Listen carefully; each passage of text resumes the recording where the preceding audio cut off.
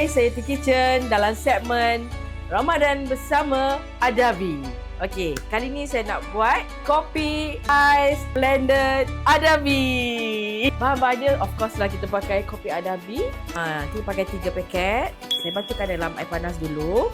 Senang je buat dia. Okey, lepas tu kita blend dia. Ini bolehlah dapat dalam 2-3 cawan macam tu lah. Okey, kita masukkan ais. Kita masukkan ais.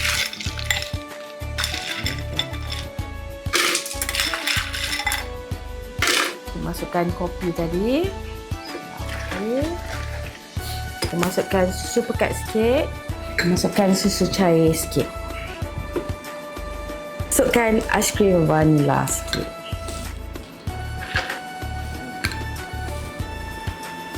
Lepas tu kita kisarkan.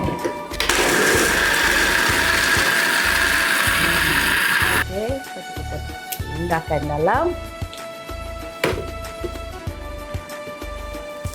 cawan.